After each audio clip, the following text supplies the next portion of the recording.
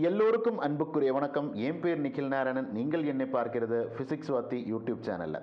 So இந்த வீடியோவில் நம்ம டிஸ்கஸ் பண்ண போகிறது கல்வி சிலபஸ் வர்சஸ் சிபிஎஸ்சி சிலபஸ். கல்வி படிக்கணுமா சிபிஎஸ்சி படிக்கணுமா? யாருக்கு? நீங்கள் ஜேஇ எக்ஸாம் எழுதி அப்படின்னா ஜேஇ மெயின் இல்லைன்னா ஜேஇ அட்வான்ஸ்டு எக்ஸாம் எழுதி இன்ஜினியரிங்கில் ஏதோ ஒரு இல்லைன்னா பியூர் சயின்ஸில் நீங்கள் ஒரு டிகிரி எடுக்கணும்னு ஆசைப்படுறாங்க அப்படின்னா நீங்கள் ஐஐடிஸில் படிக்கணும், என்ஐடியில் படிக்கணும், ஐசரில், நைசரில், ஐஏஎஸ்டி இந்த மாதிரி இந்தியாவில் இருக்கிற ஏதோ ஒரு ப்ரீமியர் இன்ஸ்டிடியூட்டில் படிக்கணும். இல்லைனா நீங்கள் நீட் எக்ஸாம் எழுதி ஒரு மெடிக்கல் டாக்டர் ஆகணும், இல்லைனா அது ரிலேட்டடான மெடிக்கல் அலைடான ஏதாவது கோர்ஸ் படிக்கணும். அதுவும் இல்லைனா நீங்கள் ஏதோ ஒரு டீம்டு காலேஜில், இப்போ நம்ம ஊரில் நிறைய டீம்டு ப்ரைவேட் காலேஜஸ் இருக்கு இல்லையா? அப்போ அமிர்தா இருக்காங்க, விஐடி இருக்காங்க, எஸ்ஆர்எம் இருக்காங்க, அதே மாதிரி பிட்ஸ் இருக்காங்க, நிறைய அஃப்கோர்ஸ் என்ஐஆர்எஃப் ரேங்கிங் பார்த்தீங்கன்னா நிறைய இருக்கும் டீம்டு யூனிவர்சிட்டிஸ். இந்த டீம்டு யூனிவர்சிட்டியில் படிக்கணும்னு ஆசைப்படுறீங்களா? அப்படி ஒரு ஸ்டூடெண்ட் தான் நீங்கள். நான் என்ன படிக்கிறது? கல்வி படிக்கிறது நல்லா இருக்குமா, சிபிஎஸ்சி படிக்கிறது நல்லா இருக்குமா? இதுதான் இந்த வீடியோவில் நம்ம டிஸ்கஸ் பண்ண போகிறோம். ஸோ மறுபடியும் ஒரு வாட்டி கூடி ஃபிசிக்ஸ் வாத்தியோட இன்னொரு வீடியோக்கு எல்லாருக்கும் சுஸ்வாகத்தா. ஸோ இந்த விஷயத்தை பற்றி நல்லா தெரியணும் அப்படின்னா நீங்கள் முதல்ல சிலபஸை பற்றி தெரியணும். தட் மீன்ஸ் தட் நம்ம ரெண்டு ஸ்ட்ரீம் தான் சொன்னோம் இல்லையா? நம்ம இதர் சிபிஎஸ்சி இல்லைனா சமாச்சீர் கல்வி. ஸோ இந்த சிபிஎஸ்சியில் சொல்கிற சிலபஸும் சமாச்சீர் கல்வி சொல்கிற சிலபஸும் சிமிலராக இருக்கா இல்லை வித்தியாசமாக இருக்கா? இதுதான் நம்ம ஆக்சுவலி பார்க்கணும். ஸோ பார்த்தீங்கன்னா நமக்கு மெயின்லி 4 சப்ஜெக்ட் தான் நான் இந்த வீடியோவில் டிஸ்கஸ் பண்ணுவாங்க. ஆக்சுவலி பார்த்தீங்கன்னா நமக்கு தமிழும் கம்ப்யூட்டர் சயின்ஸும் இருக்கும், இல்லைனா இங்கிலீஷ், தமிழ், கம்ப்யூட்டர் சயின்ஸ் இந்த மாதிரி விஷயங்கள் கூட இருக்குது. ஆனால் அதுக்கு ஒரு என்ட்ரன்ஸ் எக்ஸாம் பெர்ஸ்பெக்டிவில் இம்பார்ட்டன்ஸ் இல்லைன்னு இருக்கிறதுனால I am not including those. So the first subject that I am going to take is physics. So நம்ம physics subject எடுத்துட்டோம்னா physics subject எப்போவுமே என்சிஆர்டி சிலபஸ் ஆனாலும் சரி, கல்வி சிலபஸ் ஆனாலும் ஆல்மோஸ்ட் சேம் தான். ஆல்மோஸ்ட் சேம் தான். நான் சொல்கிறது என்னென்னா ஆக்சுவலி கல்வி சிலபஸில் கொஞ்சம் அதிகமான கண்டென்ட் இருக்கும், கண்டென்ட் கொஞ்சம் ஜாஸ்தியாக இருக்கும். அதே மாதிரி சாப்டர்ஸோட பேர் வித்தியாசமாக இருக்கும். இப்போ பார்த்தீங்கன்னா கல்வி சிலபஸில் 12th ஸ்டாண்டர்டில் ஃபஸ்ட் சாப்டர் எலக்ட்ரோஸ்டாட்டிக்ஸ்ங்கிற ஒரு சிங்கிள் நேமில் இருக்குது. ஆனால் அது நம்ம என்சிஆர்டி புக்கில் வரும்போது இட் வில் பி கால்ட், அதாவது சிபிஎஸ்சி ப்ரிஸ்கிரைப் பண்ணுற என்சிஆர்டி டெக்ஸ்ட் புக். இந்த என்சிஆர்டி டெக்ஸ்ட் புக்கு வரும்போது it is called as electric charges and fields and electrostatic potential and capacitance. அங்கே ஒரு சாப்டராக இருக்கிறது இங்கே 2 சாப்டராக கொடுத்துட்டாங்க. அந்த மாதிரி சின்ன சின்ன டிஃப்ரென்சஸ் தான் இருக்கும். அதே மாதிரி ஒரு சில டாபிக்ஸ் இப்போ ஒரு சப் டாபிக்ஸ் எடுத்தீங்கன்னா ஒரு சில சப் டாபிக்ஸ் என்சிஆர்டி புக்கில் இல்லை, அது கல்வி சிலபஸில் இருக்குது. ஆனால் ஆல்மோஸ்ட் என்சிஆர்டி புக்கில் இருக்கிற எல்லா கண்டென்ட்டும் நம்ம கல்வி சிலபஸ்லேயும் இருக்குது, கல்வி டெக்ஸ்ட் புக்லேயும் இருக்குது. ஸோ அதனால் ஃபிசிக்ஸ் பெர்ஸ்பெக்டிவில் பார்த்தீங்கன்னா என்சிஆர்டி அண்ட் கல்வி are almost going in same to same method. Almost சேமாக தான் போவாங்க, பெருசாக டிஃப்ரென்ஸ் எல்லாம் இல்லை. ஏன்னா எல்லாமே ப்ராப்ளம் ஓரியன்ட் சப்ஜெக்ட், அதனால தான் நம்ம அப்படி சொல்கிறாங்க. ஆல்மோஸ்ட் எல்லா டாபிக்கும் இருக்குது. ஆனால் ஒரு அளவுக்கு மேலே அதிகமான கண்டென்ட் இருக்கிறது கல்வி சிலபஸில் தான். அடுத்தது நம்ம கெமிஸ்ட்ரியை பற்றி பார்க்கும்போது, கெமிஸ்ட்ரி என்கிற ஒரு சப்ஜெக்ட் நம்ம எடுக்கும்போது கெமிஸ்ட்ரியில் ஆக்சுவலி பார்த்தீங்கன்னா போன வருஷம் ரொம்ப அதிகமான சேஞ்சஸ் என்சிஆர்டி புக்கில் வந்துச்சு. அப்படின்னா நிறைய சாப்டர்ஸ் எஸ்பெஷலி இன்ஆர்கானிக் கெமிஸ்ட்ரியில், ஆர்கானிக் அண்ட் ஃபிசிக்கல் அப்படியே இருக்குது. ஆனால் இன்ஆர்கானிக் கெமிஸ்ட்ரியில் நிறைய சாப்டர்ஸ் ஆக்சுவலி என்சிஆர்டி டிலீட் பண்ணிட்டாங்க. எஸ்பெஷலி பி பிளாக் எலமெண்ட்ஸ் அந்த மாதிரி நிறைய சாப்டர்ஸ் டிலீட் பண்ணிட்டாங்க. ஆனால் அந்த சாப்டர்ஸ் இப்பயுமே கல்வி சிலபஸில் இருக்குது. தட் மீன்ஸ் தட் கல்வி சிலபஸில் கெமிஸ்ட்ரியில் அதிகமான கண்டென்ட் படிக்கிறதுக்காக இருக்குது. ஆனால் என்சிஆர்டி புக்கில் கண்டென்ட் ரொம்ப கம்மியாக இருக்குது. இந்த என்ட்ரன்ஸ் எக்ஸாம்ஸ் ஃபாலோ பண்ணுறது என்சிஆர்டி புக் ஆனதுனால கல்வி சிலபஸில் படிக்கிற ஸ்டூடெண்ட்ஸுக்கு அதிகமான கண்டென்ட் படிக்க வேண்டியதாக இருக்கும் எந்த எக்ஸாமுக்கு, உங்களோட கல்வி போர்டு எக்ஸாமுக்கு. ஆனால் அந்த அளவுக்கான கண்டென்ட் எதில் படிக்க தேவையில்லை, நம்மளோட என்ட்ரன்ஸ் எக்ஸாமுக்கு படிக்க தேவையில்லை. ஸோ அப்போ கூட கொஞ்சம் அதிகமாக படிக்க வேண்டியதாக இருக்கிற கண்டென்ட் எங்கே, கல்வி சிலபஸில் இருக்குது. ஆனால் இது மட்டும் கிடையாது.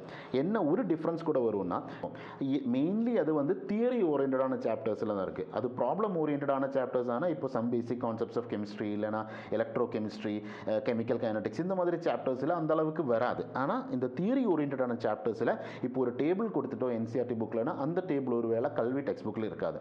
அதே மாதிரி கல்வி டெக்ஸ்ட் புக்கில் இருக்கிற ஒரு சில டேபிள்ஸ் என்சிஆர்டி புக்கில் இருக்காது. ஸோ அதனால் எந்த டாபிக்ஸ் நம்ம அதிகமாக படிக்கணும், என்னென்ன நம்ம அந்த கன்ஃபியூஷன்ஸ் வரும் ஒரு சில டைமில். தட் மீன்ஸ் நீங்கள் என்சிஆர்டி புக் இல்லாமல் உங்களால் எது ப்ரிப்பேர் பண்ண முடியாது. உங்களோட ஜேஇ எக்ஸாம் இல்லைனா நீட் எக்ஸாம் இல்லைனா ஏதாவது என்ட்ரன்ஸ் எக்ஸாமுக்கு நீங்கள் ப்ரிப்பேர் பண்ண முடியாது. So that is a difference. So we can say that theoretical போர்ஷன்ஸில் கெமிஸ்ட்ரியில் there is going to be considerable difference between Kalvi text book and நம்ம என்சிஆர்டி டெக்ஸ்ட் புக்.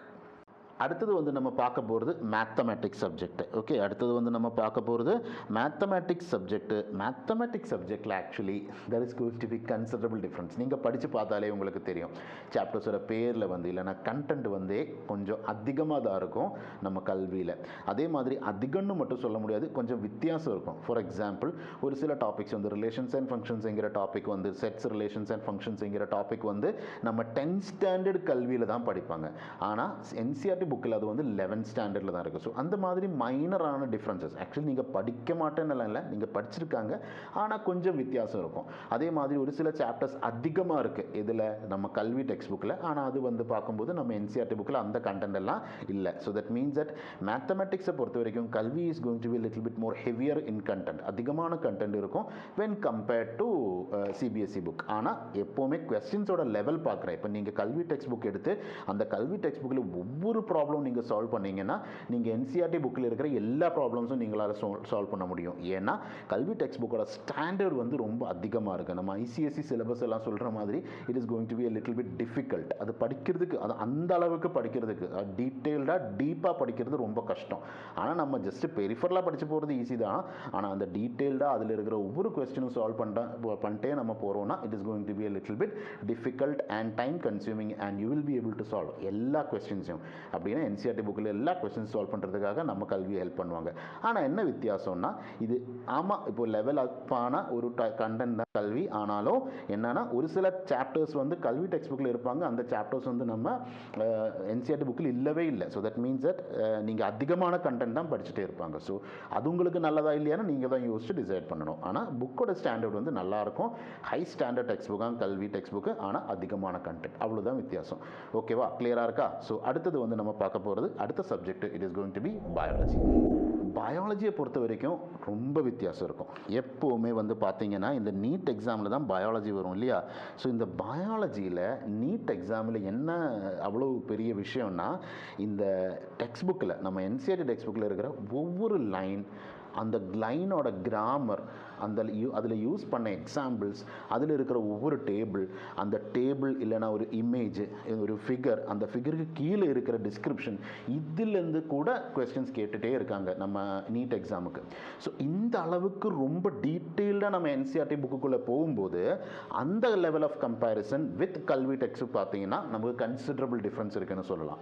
ஆனால் வந்து நம்ம இன்னொரு விதமாக இந்த சாப்டர்ஸோட பேர் மட்டும் பார்க்குறோன்னா பெருசாக டிஃப்ரென்ஸ் எல்லாம் இல்லை. இப்போ வந்து பார்த்தீங்கன்னா animal kingdom and plant kingdom சேர்த்து ஒரு சாப்டராக கொடுத்துருக்காங்க, நம்ம ரீப்ரொடக்ஷனுங்கிறது கொடுத்துருக்காங்க, ஆனால் வித்தியாசமான சாப்டர் பேர், அவ்வளோதான். ஆக்சுவலி பார்த்தீங்கன்னா இல்லை, கல்வி புக்கில் இருக்கிற டாபிக்ஸ் அண்ட் இதில் இருக்கிற டாபிக் வந்து அவ்வளோ வித்தியாசம் எல்லாம் இல்லை. ஆல்மோஸ்ட் எல்லாமே சேம் தான். வந்து பார்த்தீங்கன்னா முன்னாடி சொன்ன மாதிரி கல்வியில் தான் அதிகமான கண்டென்ட் இருப்பாங்க.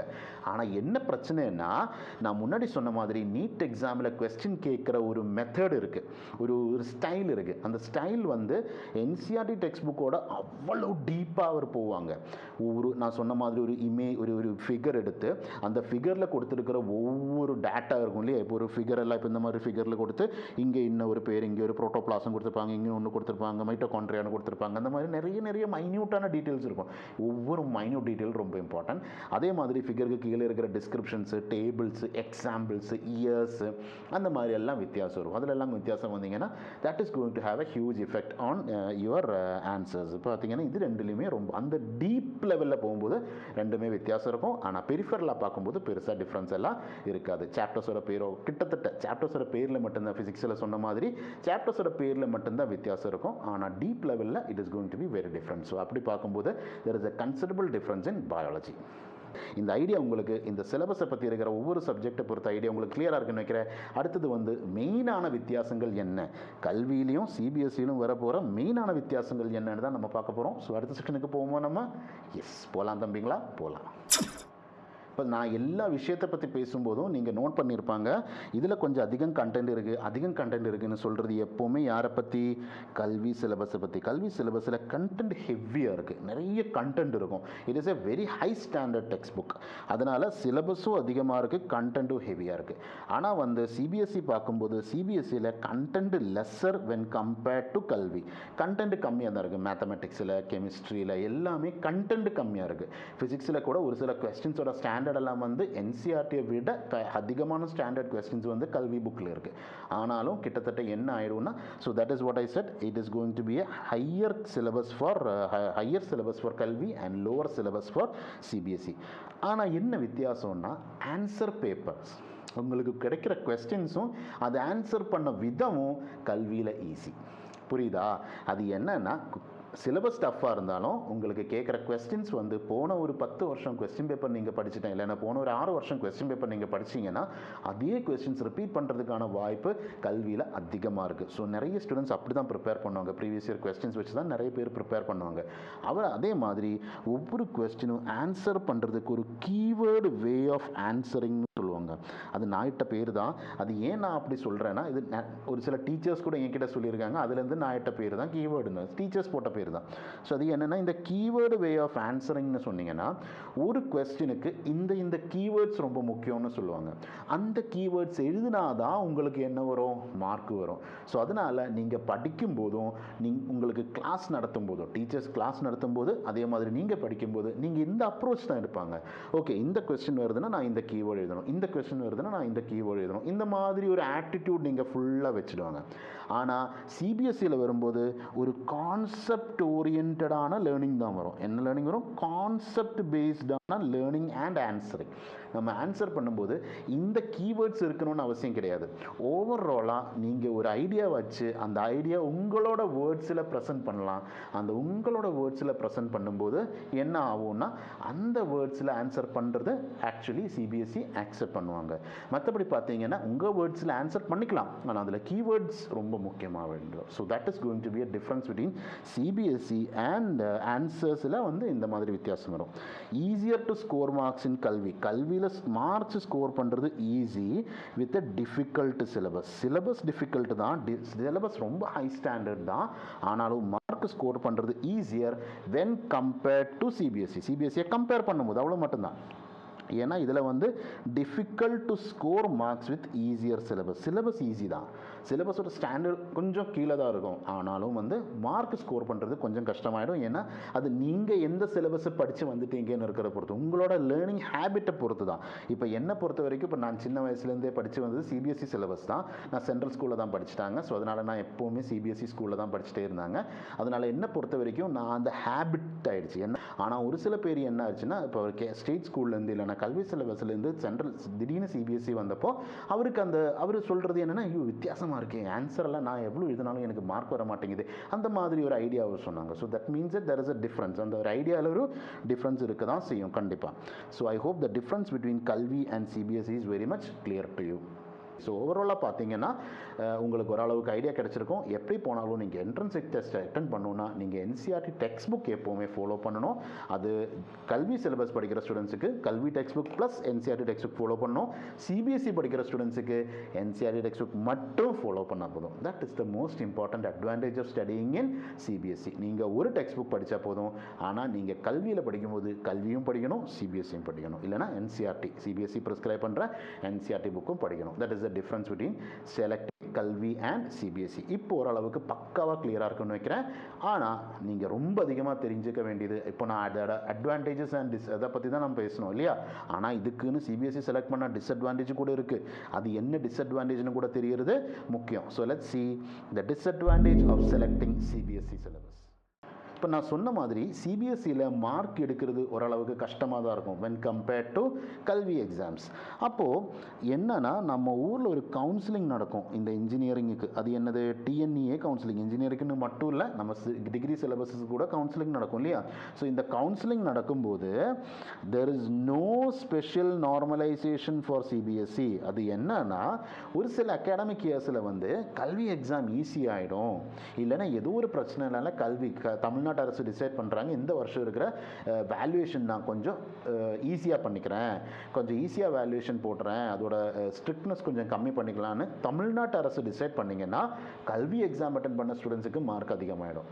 அதே மாதிரி அந்த வருஷம் இருக்கிற சிபிஎஸ்சி எக்ஸாம் டஃப் ஆகிடுச்சுன்னு வச்சுக்க, and central government decided that அந்த மாதிரி எல்லாம் பண்ண தேவையில்லை, அப்படியே there is no normalisation required, அந்த மாதிரிலாம் கொடுக்க வேணாம்னு டிசைட் பண்ணுறோன்னா சிபிஎஸ்சி ஸ்டூடெண்ட்ஸோட மார்க் கம்மியாகிடும், கல்வி ஸ்டூடெண்ட்ஸோட மார்க் அதிகமாக வாய்ப்பு இருக்குது. இருக்குது. அந்த மாதிரி ஒரு சுச்சுவேஷன் வந்தால் கூட there is no special normalization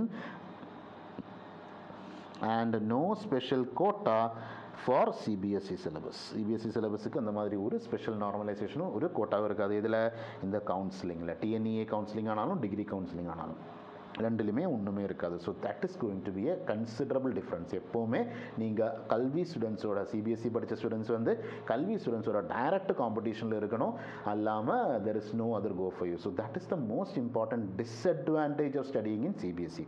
அப்புறம் அகாடமிக் இல்லாமல் ஒரு நான் அகாடமிக் டிஃபிகல்ட்டி கூட இருக்குது. என்னென்னா சிபிஎஸ்சி ஸ்கூல்ஸில் ஜென்ரலாக ஃபீஸு கொஞ்சம் ஜாஸ்தியாக இருக்கும். அதனால் வந்து ஒரு சில மிடில் கிளாஸ் ஃபேமிலிக்கு வந்து இல்லைனா ஒரு கொஞ்சம் if you are having a little bit financial டிஃபிகல்ட்டின்னு வச்சுக்க, உங்களால் சிபிஎஸ்சி ஸ்கூல்ஸ் அஃபோர்ட் பண்ணுறது கஷ்டமாக இருக்கும். ஸோ நீங்கள் உங்களை பொறுத்த வரைக்கும் நீங்கள் சிபிஎஸ்சி சிலபஸ் அஃபோர்ட் பண்ணுறது கஷ்டமாக இருக்கும். அப்படின்னா நீங்கள் என்ன மாதிரி ஸ்டெப்ஸ் எடுக்கணும், அதில் உங்களுக்கு ஏதாவது டவுட் இருக்கலாம், அந்த மாதிரி கன்ஃபியூஷன்ஸ் எல்லாம் கூட இருக்கலாம் இல்லையா? ஸோ அது தெரியறதுக்காக என்னோட சேனலில் வந்து இன்னும் வீடியோஸ் போட்டுகிட்டே இருப்பாங்க. ஸோ நீங்கள் சேனல் ஃபாலோ பண்ணிட்டே இருங்க. கல்வி சிலபஸ் படிக்கிற ஸ்டூடெண்ட்ஸுக்கு என்ட்ரன்ஸுக்கு எப்படி ப்ரிப்பேர் பண்ணணும் அதை பற்றியான டீட்டெயில்டான ஒரு வீடியோ நான் என் சேனலில் போடுவாங்க. ஸோ கண்டிப்பாக நீங்கள் அந்த வீடியோ பார்த்துருங்க. அதே மாதிரி உங்களுக்கு இதை பற்றி ஏதாவது டவுட் இருக்குதுன்னு வச்சுக்க, நீங்கள் கீழே டிஸ்கிரிப்ஷனில் ஒரு கம்யூனிட்டி ஒரு லிங்க் கொடுத்துருக்காங்க. நீங்கள் அந்த வாட்ஸ்அப் கம்யூனிட்டியில் ஜாயின் பண்ணுங்கள். உங்களுக்கு கரியர் ரிலேட்டடாக கண்டென்ட் ரிலேட்டடாக எல்லா இன்ஃபர்மேஷன்ஸும் நான் கொடுத்துட்டே இருப்பாங்க. ஸோ கண்டிப்பாக நீங்கள் அந்த வாட்ஸ்அப் கம்யூனிட்டியில் ஜாயின் பண்ணுங்கள். மெயின்லி அந்த கம்யூனிட்டியில் பேரண்ட்ஸ் அண்ட் ஸ்டூடெண்ட்ஸ் ரெண்டு பேருக்குமே ஜாயின் பண்ணிக்கலாம். உங்களுக்கு இம்பார்ட்டண்ட்டான ரொம்ப யூஸ்ஃபுல்லான நிறைய இன்ஃபர்மேஷன் அந்த கம்யூனிட்டியில் நான் கொடுத்துட்டே இருக்கோம். அதே மாதிரி உங்களுக்கு இருக்கிற டவுட்ஸ் வந்து அந்த கம்யூனிட்டி அட்மின் கிட்ட கேட்கலாம். அவருக்கு இருக்கிற டைம் இப்போ எவ்வளோக்கு டவுட்ஸ் வரும்னு நமக்கு தெரியாது இல்லையா? ஸோ டவுட்ஸ் வர மேக்ஸிமம் எவ்வளோ ஆன்சர் கொடுக்க முடியுமோ அவ்வளோ ஆன்சர்ஸ் அவர் கொடுப்பாங்க. ஓகே, ஸோ இன்னைக்கு இந்த வீடியோவில் நான் சொன்ன எல்லா விஷயங்களும் உங்களுக்கு தெளிவாக கிளியராக இருக்குன்னு வைக்கிறேன். ஏதாவது கொஸ்டின்ஸ் என்கிட்ட கேட்கணும்னு வச்சுக்க நீங்கள் கீழே கமெண்ட்டாக போடுங்க. அந்த கமெண்ட்டுக்கு நான் மேக்ஸிமம் ரிப்ளை கொடுக்குறேன். ஸோ தேங்க்யூ எவ்ரிவன் ஃபார் வாட்சிங் மை கண்டென்ட் அண்ட் வாட்சிங் திஸ் வீடியோ. மறுபடியும் இன்னொரு வீடியோவாக உங்கள் முன்னாடி நான் வரும். அது வரைக்கும் நான் நிகில் நாராயணன், உங்களுடைய physics Vaathi. It's a good bye.